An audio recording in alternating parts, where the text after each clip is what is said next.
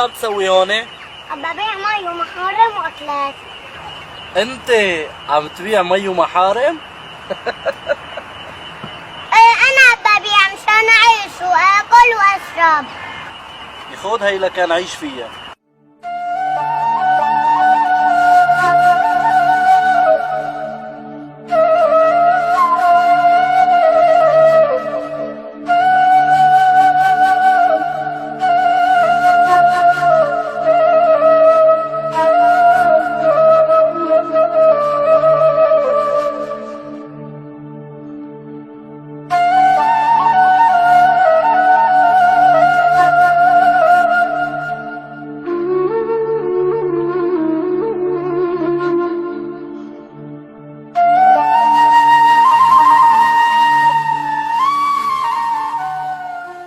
طز فيك وفي نصراتك.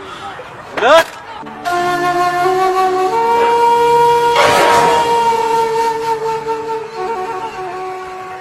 اسمع عمو وخلي كل العالم تسمع. انا سوري ابن سوريا، انا ابن العز والكرم، اجدادي وابائي كلهم سوريين. عشنا بكرامة ما منموت الا بكرامة، بس الحرب خانتنا ومع ذلك اهلنا علمونا ما ننزل الا لربنا، والحمد لله نحن بصحة وعافية. لعلمك نحن نشتغل بالحجر والتراب حتى نعيش وناكل ونشرب. وانت وغيرك لما بدك تتصدق على فقير لازم تتصدق بكل ادب واحترام، ما تخليه يحس بالاهانة والذل، لانه نحن كلنا فقراء الى الله تعالى، والله هو الغني الحميد. والدليل في القرآن الكريم: أعوذ بالله من الشيطان الرجيم، بسم الله الرحمن الرحيم، يا أيها الناس أنتم فقراء إلى الله والله هو الغني الحميد. صدق الله العظيم. وقال رسول الله صلى الله عليه وسلم: يدخل فقراء أمتي الجنة قبل أغنيائهم ب500 عام.